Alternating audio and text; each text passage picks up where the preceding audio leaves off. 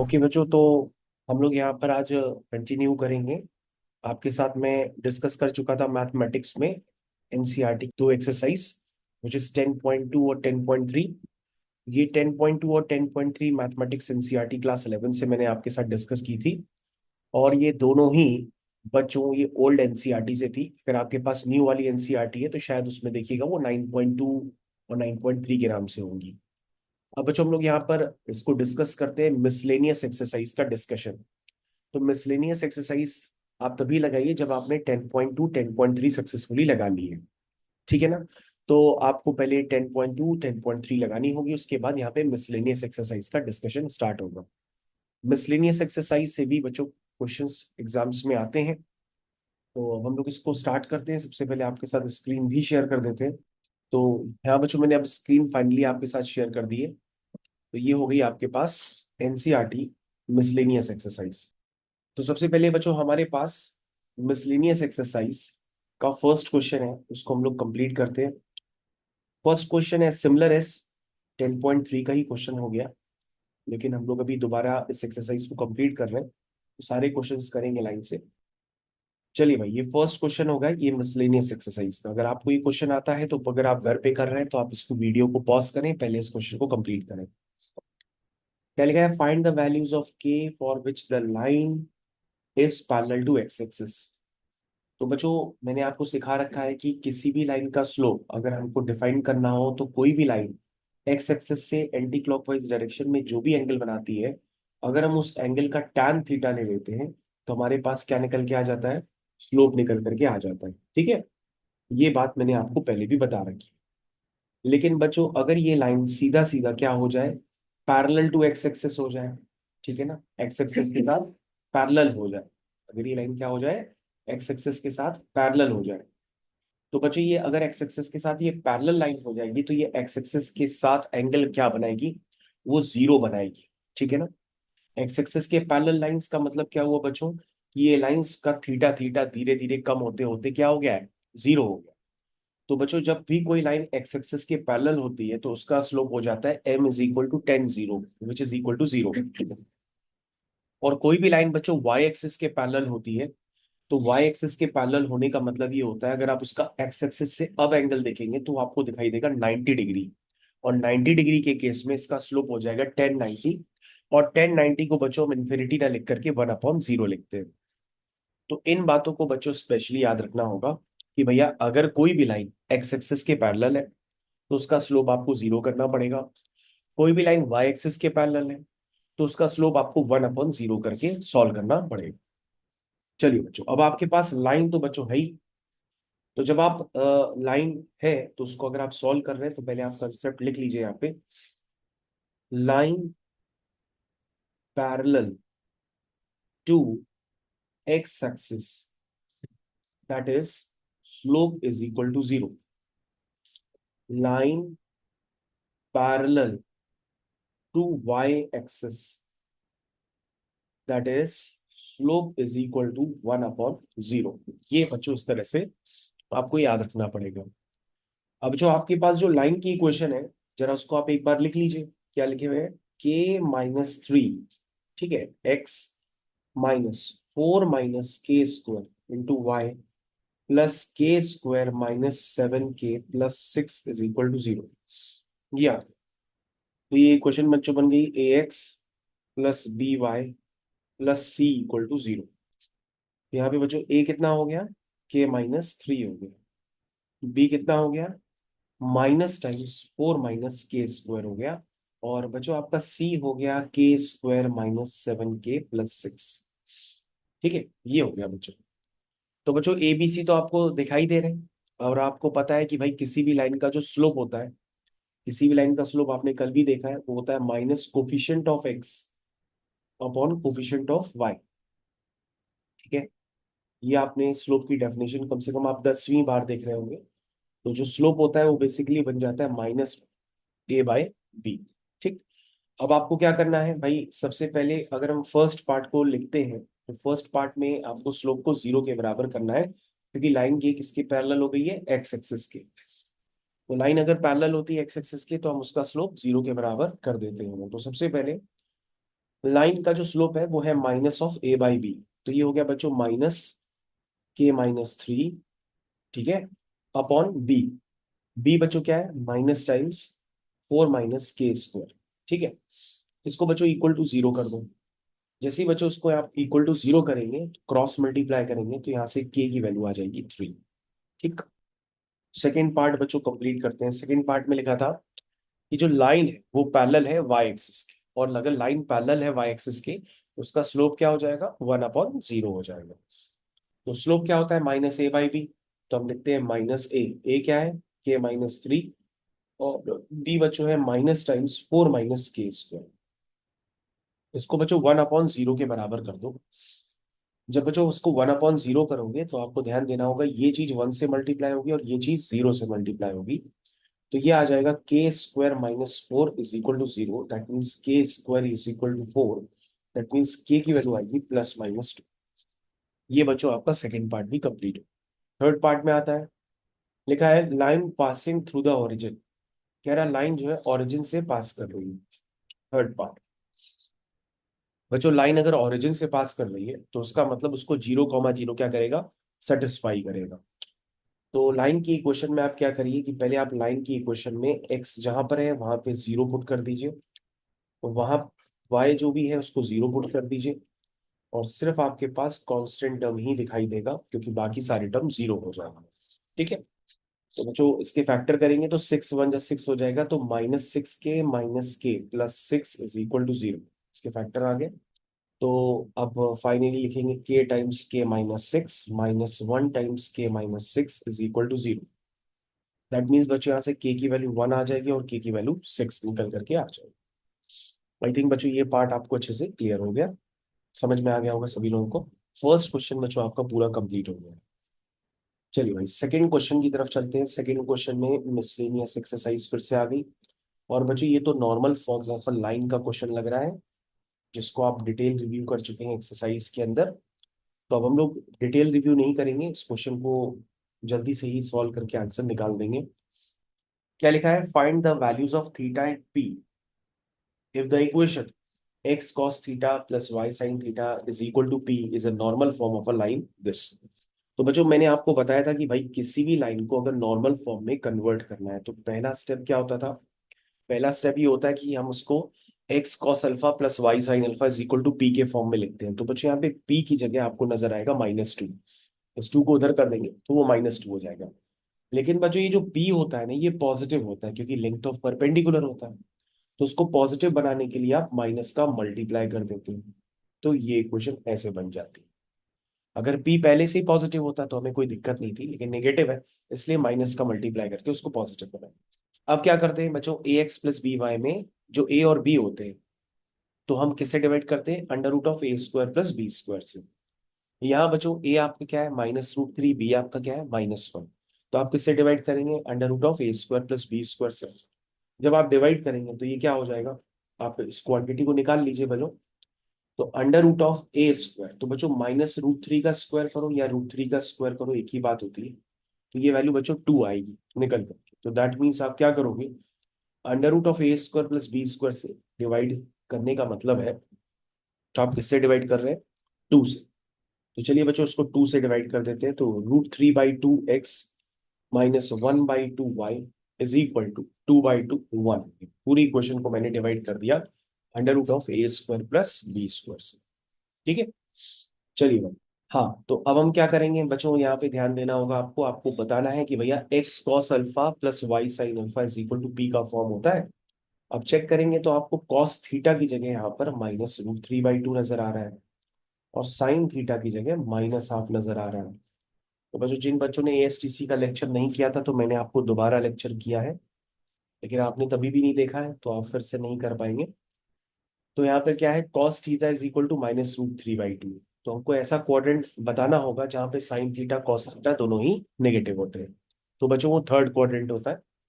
तो सबसे पहले आप क्या लिखेंगे यहाँ पर, आप लिखेंगे cos of root three by two. बच्चों कॉस कब होता है, जब कॉस की वैल्यू होती है थर्टी डिग्री, थर्टी डिग्री का मतलब होता है पाई बाई सिक्स। तो थर्ड क्वाड्रेंट का मतलब होता है cos of pi by pi plus pi by six, ठीक है, minus cos pi by six, that is -√3/2। और थर्ड क्वाड्रेंट का मतलब sine of pi plus pi by six is equal to minus sine pi by six.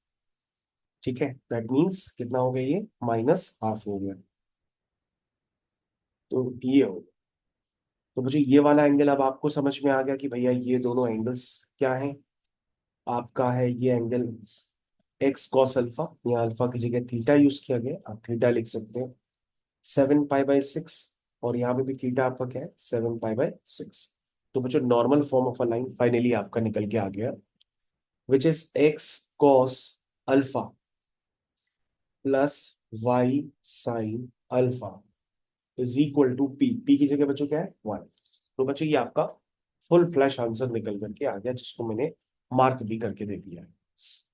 याद रखिए बच्चों, exam में 10.3 में अगर आपने नहीं लगाई है तो उसको जरूर लगाइए, क्योंकि आपके पास intercept form of a line या normal form of a line से क्वेश्चन जरूर आता है। तो क्वेश्चन नंबर 2 बच्चों आपका कंप्लीट हो गया है। क्वेश्चन नंबर 3 की तरफ चलते हैं। ये हो गया आपका क्वेश्चन नंबर 3। क्वेश्चन नंबर 3 की तरफ हम लोग कंटिन्यू कर चुके हैं। क्या लिखा है बच्चों इसमें, इसमें लिखा है find the equations of a lines which cut off intercept on the axis whose sum and product are 1 and -6। ये तो बच्चों बहुत आसान क्वेश्चन हो गया, ये intercept form of a line का क्वेश्चन आ गया। मैंने बताया था भाई, अगर किसी भी लाइन का एक्स एक्सिस इंटरसेप्ट होता है ए यूनिट, तो ये पॉइंट बन जाता है A,0। वाई एक्सिस इंटरसेप्ट होता है बी यूनिट, तो ये पॉइंट बन जाता है 0,B। तो ऐसे केस में लाइन की इक्वेशन होती है x/a plus y by B equal to 1। तो अभी हमने लाइन की जनरल इक्वेशन लिख दी, which is x/a plus y by B is equal to 1। अब हमें क्या बता रहा है, कह रहा है कि भैया cut off intercept on the axis उस सम प्रोडक्ट, पहले सम दिया, तो सम हो गया a+b, वो है 1। और प्रोडक्ट दिया है, वो कितना है, -6। ठीक है बच्चों, तो बच्चों ये दो इक्वेशन है, दो अननोन है, इनको यूज करके आपको क्या निकालना है, ए और बी निकालना है। तो जल्दी से आप निकाल लीजिए। भाई अगर और जल्दी करना चाहें तो आप एक काम भी कर सकते हैं। अगर आपने क्वाड्रेटिक इक्वेशंस पढ़ी है क्लास 10th में, तो ये सम ऑफ रूट्स गिवन है, ये प्रोडक्ट ऑफ रूट्स गिवन है ना। तो आप एक ऐसी इक्वेशन बना लो जिसका सम ऑफ रूट्स और प्रोडक्ट ऑफ रूट्स भी गिवन है, तो आप डायरेक्टली ए और बी निकाल सकते हो। कैसे करते थे क्लास 10th में, x² minus X times sum of roots plus product of roots is equal to 0। तो इस इक्वेशन के रूट्स क्या होंगे, ए और बी होंगे। ऐसे भी डायरेक्ट निकाल सकते हो, वरना दोनों को सॉल्व करके भी निकाल सकते हो। तो सम ऑफ रूट्स की जगह यहाँ पर 1 दिया है, और प्रोडक्ट ऑफ रूट्स की जगह क्या दिया है, -6 दिया है इक्वल टू 0। तो बच्चों आपकी इक्वेशन बन गई x² minus X minus six is equal to 0। इस इक्वेशन के रूट्स क्या होंगे, ए और बी। चलो बच्चों सॉल्व कर लो। तो तुम कहोगे सर 3 × 2 = 6 होगा, तो हमने कहा ठीक है, तो लिख लो -3x plus 2x minus six is equal to 0। तो हो गया x × x−3 plus 2 × x−3 is equal to 0। तो बच्चों यहाँ से x की दो वैल्यूज आई हैं, एक 3 आई है और एक -2 आई है। तो बच्चों इसमें एक वैल्यू बना लेना आप a, दूसरी वैल्यू बना लेना b। ठीक है, क्वेश्चन आपका कंप्लीट हो गया यहाँ पे। ये हो गया a और एक बन गया b। और चेक भी कर सकते हो, a × b का प्रोडक्ट क्या आ रहा है, -6 आ रहा है, a और b का सम क्या आ रहा है, +1 आ रहा है। इसका मतलब जो आपने किया है वो सही। लेकिन बच्चों यहाँ पे दो पेयर्स बन सकते हैं। आप एक बार ए इसको मान लो, बी इसको मान लो, या एक बार बी इसको मान लो, ए इसको मान लो। ठीक है ना, तो इस तरह से आप दो बार लिख सकते हो। इसलिए क्वेश्चन में लिखा हुआ है कि यहाँ पे इक्वेशंस निकालनी है। तो आप ए को एक बार 3 ले लो, बी को -2 ले लो, फिर आप ए को एक बार -2 ले लो और बी को 3 ले लो, और इक्वेशंस लिख डालो। इस केस में इक्वेशन होगी बच्चों x/a plus y/b is equal to 1। इस केस में बच्चों इक्वेशन होगी x/a plus y/b is equal to 1। तो बच्चों ये आपकी इक्वेशन बन करके आ गई, मेरे ख्याल से आपको समझ में। क्वेश्चन नंबर 3 बच्चों आपका कंप्लीट हो गया। क्वेश्चन नंबर 4, चलिए क्या लिखा है, what are points on y axis whose distance from the line is 4 unit. कह रहा है आपको y एक्सिस पे एक पॉइंट लेना है जिसकी इस लाइन से डिस्टेंस जो है 4 यूनिट के बराबर है। तो पहले लाइन को लाइन के फॉर्म में सही से लिख दो।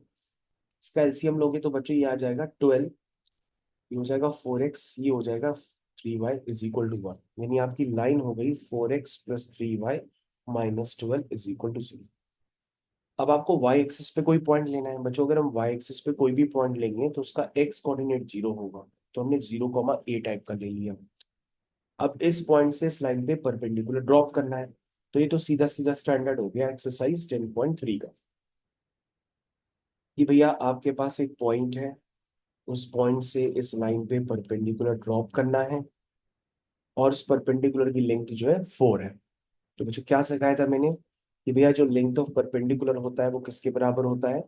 आप मॉड के अंदर लिखते हो, क्या लिखते हो मॉड के अंदर, ax1 + b y1 + c/√a² + b²। तो सीधा सीधा क्या करते हैं, हम इस पॉइंट को उठा करके इसमें सेटिस्फाई कराते हैं, ये ऐसे भी समझ लो। तो हो जाएगा 4 × 0 +3 × a - 12 होल डिवाइडेड बाय, ठीक है, √4 का स्क्वायर +3 का square which is equal to 5। तो बच्चों अब हम क्या करेंगे, ये मैंने क्लास में आपको बताया था, कल आप सुन भी रहे थे कि अगर mod x is equal to A होता है तो x की वैल्यू ±a होती है। तो बच्चों ये 4 हो गया, और मॉड के अंदर कितना है बच्चों, ये आ गया 3a - 12/5। तो उसका मतलब यहाँ से बच्चों दो इक्वेशंस बनेंगी, उन दोनों इक्वेशंस को आप लिखिए सही से। 3a - 12/5 को आप एक बार 4 ले सकते हैं, या 3a - 12/5 को आप एक बार -4 ले सकते हो, ठीक। तो बच्चों 3a - 12 कितना हो गया, 20 हो गया। और यहाँ से बच्चों 3a - 12 -20 हो गया। यहाँ से आ गया 3a = 20 + 12 यानी कि 32। यहाँ से 3a = आ गया -20 + 12, कितना होता है, -20 + 12 -8 होता है, ठीक है। तो बच्चों यहाँ से a की वैल्यू आ गई 32/3, और यहाँ से a की वैल्यू आ गई -8/3। इसका मतलब बच्चों y एक्सिस पे वो दो पॉइंट्स क्या होंगे, एक होगा 0, a था, और दूसरा भी एक और पॉइंट बन गया 0, a। इसका मतलब अगर हम ये दो पॉइंट्स लेकर के उस पॉइंट लाइन पर परपेंडिकुलर ड्रॉप करेंगे, अगर हम ये दो पॉइंट्स लेकर के उस लाइन पे परपेंडिकुलर ड्रॉप करेंगे तो उसकी लेंथ कितनी होगी, 4 यूनिट। तो ये क्वेश्चन बच्चों कंप्लीट हो गया है। इस आंसर को हम शेड कर देते हैं, ये आपके आंसर से, ठीक। चलिए भाई, 4 क्वेश्चन आपके मैंने सक्सेसफुली कंप्लीट कर दिए।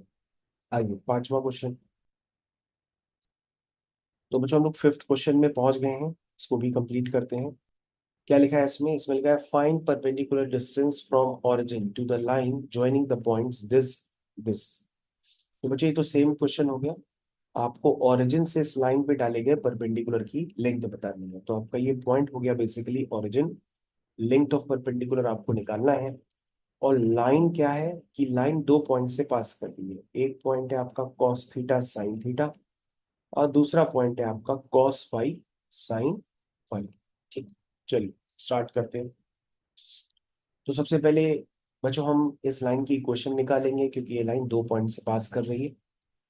दो पॉइंट से पास करने वाली लाइन की इक्वेशन का आप दो तरीके से लिख सकते हैं। पहले आप इसका स्लोप भी निकाल सकते हैं लाइन का।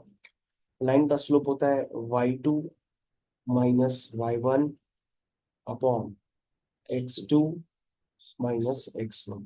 ये बच्चों स्लोप आ गया। अगर स्लोप आ गया तो आप इक्वेशन डायरेक्ट भी लिख सकते हो, और इसको सिंप्लीफाई वगैरह भी काफी ज्यादा कर सकते हो। हाँ, इक्वेशन होगी, ये बच्चों ये पॉइंट था x1 y1, ये पॉइंट था आपका x2 y2। देखिए क्वेश्चन, क्वेश्चन होती है y - y1 is equal to m times. बच्चों उसको आप सिंप्लीफाई कर दो, शायद ये हो जाएगा अगर आपने ट्रिग्नोमेट्री पढ़ी है तो। साइन सी माइनस साइन डी का फॉर्मूला होता है 2 cos c + d/2 sin c - d/2 whole divided by, ये हो गया cos c - cos d which is -2 sin c + d/2 sin c - d/2। तो ये बच्चों मैंने स्टैंडर्ड्स लगा दिए। जरा देखिएगा, अगर कुछ कैंसिल हो रहा है तो आप उसको जरूर कैंसिल करके सिंप्लीफाई कर लीजिए। तो कहोगे सर ये दोनों टर्म्स कैंसिल हो गए, और 2 से 2 भी कैंसिल हो गया, और सर ये हो गया माइनस का cos theta upon sine theta, that means cot. ये बच्चों सिंप्लीफाइड फॉर्म में निकला है। अब आप इक्वेशन लिख लीजिए, इक्वेशन क्या होगी, इक्वेशन होगी y - y1 is equal to m times.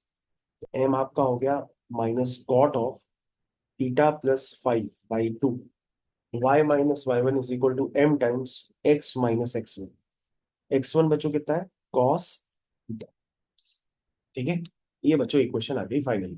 Equation को आने के बाद बच्चों लाइन को आपको सिंप्लीफाइड फॉर्म में लिखना होगा, यानी कि आप कैसे लिखेंगे, A x plus B y plus C equal to zero के फॉर्म में आप लिखेंगे पहले।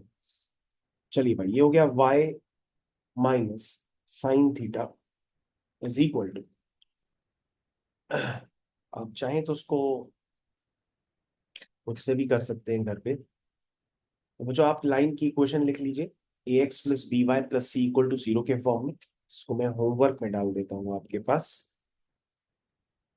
इस लाइन की इक्वेशन आप A x plus B y plus C equal to zero के फॉर्म में लिख लीजिएगा। फिर आप लेंथ ऑफ परपेंडिकुलर निकाल लीजिएगा। ओरिजिन से निकालना है तो ये आएगा a into zero B into zero plus C upon under root of A square plus. ये बच्चों आपका फुल फ्लैश आंसर हो जाएगा। अब आप सिंप्लीफाई करके इसको खुद निकाल लीजिए। तो ये बच्चों क्वेश्चन कंप्लीट हो गया। उसके बाद है क्वेश्चन नंबर 6। तो हम लोग फाइनली आ चुके हैं बच्चों क्वेश्चन नंबर 6 पे। ये आपका बच्चों है क्वेश्चन नंबर 6। नीचे ले आते हैं उसको। हाँ, क्या लिखा है इस क्वेश्चन में, लिखा है find the equation of a line parallel to Y axis. भाई लाइन अगर पैरेलल टू वाई एक्सिस है तो उसका स्लोप होगा 1/0 and drawn through the point of intersection of the lines this and this. ये तो बच्चों बहुत इजी क्वेश्चन हो गया। एक लाइन जो है वाई एक्सिस के पैरेलल है, दैट मीन्स उसका स्लोप पता है, तो उसका स्लोप क्या हो गया 1/0। और किससे पॉइंट पास करती है, इन दो लाइंस के इंटरसेक्शन पॉइंट से। तो बच्चों इन दोनों लाइन को सॉल्व कर लो, ये तो बहुत ही आसान क्वेश्चन हो गया। इंटरसेक्शन पॉइंट निकाल लो, यहाँ से y की वैल्यू कितनी आएगी -3x, इसमें उठा करके सीधा पुट कर दो। y की वैल्यू हो गई -3x plus 5 is equal to 0। तो बच्चों ये हो गई x plus 21x plus 5 is equal to 0। ये हो गया 22x plus 5 is equal to 0। That means x की वैल्यू हो गई -5/22। ये बच्चों x आ गया, x आ गया तो y भी निकाल सकते हो। y हो गया -3x, x क्या है -5/22। तो ये हो गया बच्चों 15/22। अब बच्चों फाइनली हम क्या करेंगे, लाइन की इक्वेशन लिख लेते हैं। आपके पास फिक्स पॉइंट आ गया, स्लोप पता है। फिक्स पॉइंट बच्चों क्या है, -5/22 कॉमा 15/22। लिख लीजिए इक्वेशन, क्या लिखेंगे, y minus Y one is equal to m times x minus x1। तो बच्चों ये वाली वैल्यू तो जीरो से मल्टीप्लाई हो जाएगी, ये तो बेकार हो जाएगी। सिर्फ आपके पास y एक्सिस के पैरेलल लाइन है, तो इक्वेशन बनेगी x plus 5/22 is equal to 0। ये क्वेश्चन बच्चों आपका फाइनली कंप्लीट हो गया, 6th क्वेश्चन। उसके बाद बच्चों हमारे पास आ गया यहाँ पे 7th क्वेश्चन। यहाँ बच्चों अभी हम लोग 7th क्वेश्चन का आपके साथ डिस्कशन करने वाले हैं। चलिए भाई 7th क्वेश्चन को स्टार्ट करते हैं। ये आपका हो गया क्वेश्चन नंबर 7। क्या लिखा है इसमें, इसमें लिखा है find the equation of a line drawn perpendicular to the line through the point where it meets the Y axis. ठीक है, कह रहा है एक लाइन की इक्वेशन निकालो, find the equation of a line drawn perpendicular to the line, जो उस लाइन के परपेंडिकुलर है और कहाँ से पास करती है, through the point where it meet the Y axis. जहां पे ये लाइन वाई एक्सिस पे मीट करती है वहां से ये पास भी कर रही है। चलो देख लेते हैं। वैसे तो आप जानते हैं कि ये इंटरसेप्ट फॉर्म है। इसका एक्स एक्सिस इंटरसेप्ट हो गया 4,0 और वाई एक्सिस इंटरसेप्ट हो गया 0,6। तो ये लाइन कहाँ से पास करती है, जहां पर ये लाइन वाई एक्सिस पे मीट करती है। कहाँ पे मीट करती है, 0,6 पे। तो तुम्हारी रिक्वायर्ड लाइन जो है 0,6 से पास कर रही है और इस लाइन के परपेंडिकुलर है।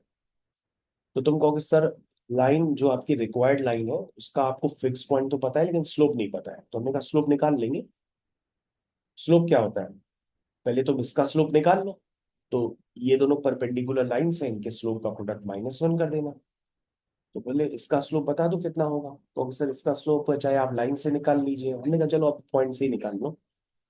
तो सर पॉइंट से निकालेंगे तो लिखेंगे y2 minus Y one upon x2 minus x1। तो सर इसका स्लोप हो जाएगा -3/2। और परपेंडिकुलर लाइंस होती हैं तो उनके स्लोप का प्रोडक्ट क्या होता है, -1 होता है। तो अगर ये m1 ये है -3/2, तो m2 कितना हो जाएगा, 2/3 हो जाएगा। ठीक है ना, क्योंकि m1 m2 बराबर क्या होता है, -1। तो बेटा तुम्हारे पास रिक्वायर्ड लाइन की इक्वेशन आ जाएगी।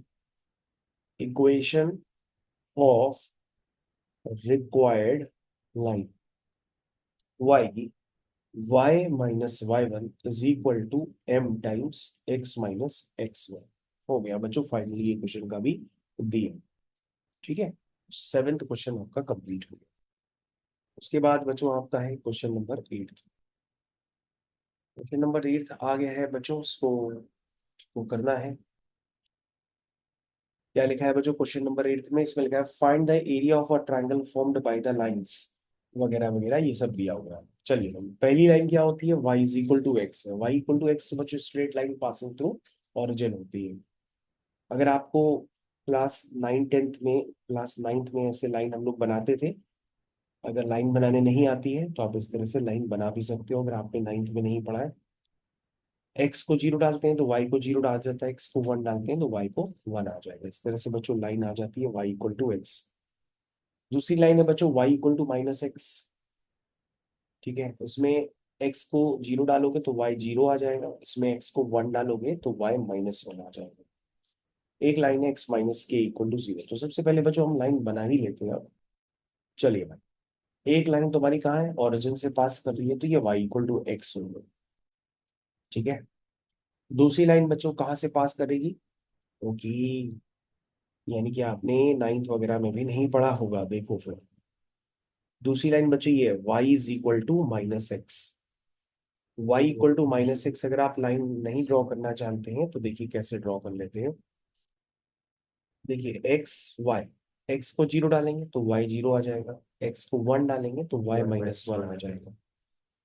तो जो जीरो कॉमा जीरो पॉइंट ये हो गया, एक्स में वन वाई में माइनस वन, तो ये पॉइंट कहाँ पर होगा? यहाँ पर कहीं होगा। तो जब आप इसको ज्वाइन करेंगे तो ये लाइन बन करके। और बच्चों क्या है, आपके पास एक लाइन है which is X minus K is equal to zero. That means X equal to K. X equal to K line बच्चों कैसी होगी? वो वाई एक्सिस के पैरेलल होगी और के कॉमा जीरो से पास करेगी। तो वाई एक्सिस के पैरेलल और के कॉमा जीरो से पास करती हुई ये लाइन हो गई आपके पास। तो बच्चों अब आपको एक ट्रायंगल का फॉर्मेशन इसमें दिखाई देना चाहिए कि भैया ट्रायंगल भी इसमें क्रिएट हो रहा है। तो जो ट्रायंगल क्रिएट हो रहा है वो बच्चों ये वाला ट्रायंगल है। इसी ट्रायंगल का आपको क्या निकालना है? एरिया निकालना है। और ट्रायंगल का एरिया निकालने के लिए क्लास 10th में आपको बताए जाते थे कि भैया वर्टिसेस पता होने चाहिए, या बेस पता होना चाहिए, या हाइट पता होनी चाहिए। इतनी बातें पता हो तो आप एरिया आराम से निकाल सकते हो। तो चलिए फिलहाल अभी हम एक काम कर लेते हैं, हम तो इसका बेस निकालने की कोशिश करते हैं क्योंकि हाइट तो लगातार दिख रही है। तो बच्चों अगर आप ध्यान से देखो तो ये ट्रायंगल का एक बेस हो गया। ठीक, और ये ट्रायंगल की हाइट हो गई जिसको मैं इंडिकेट कर रहा हूँ। तो हाइट बच्चों कितनी है? कहोगे सर ये तो के है, सीधा सीधा नजर आ रहा है, लेकिन सर बेस नहीं पता। तो हमने कहा ये लेंथ निकाल लो और इसका डबल कर दो तो बेस आ जाएगा। तो तुम कहोगे सर ये लेंथ कितनी है? हमने कहा बेटा ये पॉइंट सॉल्व कर लो। तो ये पॉइंट किसका इंटरसेक्शन पॉइंट है? ये है y is equal to X का और x इक्वल टू के का। ठीक है, तो इसका मतलब y is equal to X और x इक्वल टू के को सॉल्व करोगे तो पॉइंट क्या आएगा? k कॉमा के आएगा। तो ये पॉइंट हो गया आपका k कॉमा के। इसका मतलब बच्चों ये हाइट कितनी है? k। ये भी सिमेट्री साइड कितनी हो जाएगी? k। तो बच्चों इसका बेस तो आ गया। तो बेस कितना है बच्चों? 2k। और हाइट कितनी है? k। तो एरिया क्या होता है? Half into base into height. उसको अप्लाई कर दिया, आपके पास आंसर आ गया के स्क्वायर स्क्वायर यूनिट्स। ये बच्चों आपका आंसर तुरंत निकल करके आ गया। तो ये क्वेश्चन बच्चों एट्थ वाला कंप्लीट हो गया है। एट्थ के बाद आ गया आपका क्वेश्चन नंबर 9। चलिए भाई क्वेश्चन नंबर 9 की तरफ चलते हैं। देखिए भाई क्वेश्चन नंबर 9 को हम लोग को करना है find the value of p so that the three lines may intersect at one point। तो ये कह रहा है तीनों लाइंस एक पॉइंट्स पे इंटरसेक्ट करें। तो इसका मतलब बच्चों सीधा सीधा कंसेप्ट आप ऐसे सॉल्व कर लो, या तो आप दो लाइंस पहले सॉल्व कर लो। कौन सी लाइन? इस लाइन को, और बच्चों ये वाली लाइन। इस लाइन का नाम लिख लो 2x minus y minus three equal to zero. इन दोनों को सॉल्व करोगे तो इंटरसेक्शन पॉइंट आ जाएगा। और तीसरी लाइन भी इसी से पास करेगी। अगर तीसरी लाइन बच्चों इससे पास करती है ये वाली, तो कहाँ से पास कर रही है वाली लाइन? इंटरसेक्शन पॉइंट से पास कर रही, तो ये पॉइंट इसको क्या करेगा? सेटिस्फाई करेगा। और जैसे सेटिस्फाई कराओगे तो तुम्हारे पास पी की वैल्यू निकल करके आ जाएगी। ये सबसे आसान मेथड है करने का। तो सबसे पहले क्या करिए आप भाई, सॉल्व कर लीजिए लाइंस को। तो एक लाइन है आपकी 3x + y - 2 = 0, और दूसरी लाइन है 2x - y - 3 = 0। आप इनको भैया सॉल्व कर लो। जब बच्चों आप इनको सॉल्व करोगे ना, तो ये दोनों आपके ऐड होने से कैंसिल हो जाए। ये हो जाएगा 5x, और ये हो जाएगा -5 = 0। दैट मीन्स x की वैल्यू आ गई 1। x की वैल्यू 1 किसी भी एक इक्वेशन में आप पुट कर दीजिए, तो आपके पास y निकल के आ जाएगा, y = -1। यानी ये पॉइंट बच्चों आ गया 1, -1। ठीक। अब ये जो तीसरी लाइन है ना बच्चों, उसका नाम है px + 2y - 3 = 0। ये किससे पास करती है? 1, -1 से पास करती है। तो 1, -1 इसको क्या करेगा? सेटिस्फाई करेगा। तो p + 2 - 3 = 0। That means p - 1 = 0। That is p ये बच्चों आपका फाइनल आंसर। तो क्वेश्चन नंबर 9 भी कंप्लीट हो गया। इसके बाद बच्चों नेक्स्ट क्वेश्चन है। नेक्स्ट क्वेश्चन भी बच्चों सेम कॉन्सेप्ट का है। नेक्स्ट क्वेश्चन भी बच्चों सेम कॉन्सेप्ट का है। अगर आप चाहें तो आप पूरा भी खुद से सॉल्व कर सकते हैं। 10th क्वेश्चन को आपको मैं होमवर्क में डाल देता हूँ। 10th क्वेश्चन की एल्गोरिथम एक बार दोबारा बता देता हूँ, सेम क्वेश्चन नंबर 9 के जैसे। सबसे पहले आपको पता होना चाहिए कि अगर तीनों लाइन एक पॉइंट से पास करती है तो हम उनको कॉन्करेंट लाइंस भी कहते हैं। आप याद रखिएगा, यदि तीनों लाइंस एक पॉइंट से पास करती हैं तो हम उनको कॉन्करेंट लाइंस भी कहते हैं। क्या कहते हैं? कॉन्करेंट लाइंस भी कहते हैं। ये एक दूसरा नाम होता है, ये भी आप याद रख लीजिए। तो कह रहा है कि भाई ये तीनों इक्वेशंस क्या है? कॉन्करेंट है, यानी कि तीनों इक्वेशंस एक फिक्स पॉइंट से पास करेंगी। तो आप क्या करोगे? पहले आप पहली दो इक्वेशंस को सॉल्व कर लेना। ठीक। जब आप पहली दो इक्वेशंस को सॉल्व करोगे तो तुम्हारे पास ये एक इंटरसेक्शन पॉइंट आ जाएगा, और इस इंटरसेक्शन पॉइंट से तुम तीसरी इक्वेशन को पास करा देना। ठीक है ना? तो यहां से जो बच्चों इंटरसेक्शन पॉइंट आएगा ना, उसको तीसरी इक्वेशन से पास करा देना। तुम्हारे पास ये जो कंडीशन कह रहा है ना, वो प्रूफ होकर के आ जाएगी। तो अगर आप चाहो तो मैं आपको करके दे रहा हूँ थोड़ा सा। देखिए, सॉल्व करना लाइन को, m1x + c1 = m2x + c2। यहाँ से बच्चों आएगा m1 - m2 times x = c2 - c1। तो यहाँ से x आ गया c2 - c1 whole divide by m1 - x तो आ गया बच्चों। फिर हम y निकालेंगे। y क्या आएगा? m1x, x क्या है? c2 - c1 upon m1 - m2 plus c1। यहाँ से बच्चों y1 निकल आएगा, उसको सिंप्लीफाई कर लीजिए आप थोड़ा। तो आएगा m1c2 - m1c1 plus c1m1 - c1m2। ये बच्चों अभी हमने एलसीएम लिया है। ठीक। नीचे आएगा m1 - m2। मुझे यहाँ से y निकल के आ जाएगा, जरा सॉल्व कर लीजिए। कोई टर्म्स कैंसिल हो रहे हैं? हाँ बिल्कुल हो रहे हैं बच्चों, ये टर्म्स कैंसिल भी हो रहे हैं। तो यहाँ से आया है m1c2 - m2c1, m1c2 - m2c1 divided by m1 - m2। ये बच्चों आपका आ गया ये इंटरसेक्शन पॉइंट। ठीक है। ये इंटरसेक्शन पॉइंट बच्चों निकल आया है, ये उसका एक्स कोऑर्डिनेट और ये इसका वाई कोऑर्डिनेट। अब बच्चों तीसरी लाइन भी इसी से पास कर रही है ना, तो तीसरी लाइन क्या है? वो है y = m3x + c3। y = m3x + c3। ये किससे पास कर रही है? इस पॉइंट से पास कर रही है, तो उसको पास करा। यानी कि बच्चों y की जगह आपको पुट करना पड़ेगा m1c2 - m2c1 divided by m1 - m2 is equal to m3x। x बच्चों ऊपर लिखा है देख लेना, c2 - c1 upon m1 - m2 plus c3। अब बच्चों आपको क्या करना पड़ेगा? इसको सिंप्लीफाई करना। सिंप्लीफाई करने का मतलब ये होता है कि आप पूरी इक्वेशन में m1 - m2 का एलसीएम ले लीजिए या मल्टीप्लाई कर लीजिए।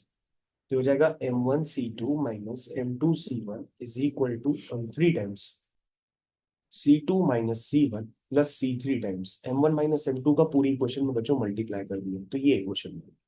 अब देख लो आपको प्रूफ क्या करना है। बच्चों जो प्रूफ करना है लग रहा है वो आ गया है, तो थोड़ा सा आप एडजस्ट कर लीजिएगा। ठीक है बच्चों, तो आप यहाँ पे भी छोड़ सकते हैं। क्वेश्चन आपका फाइनली कंप्लीट हो गया है।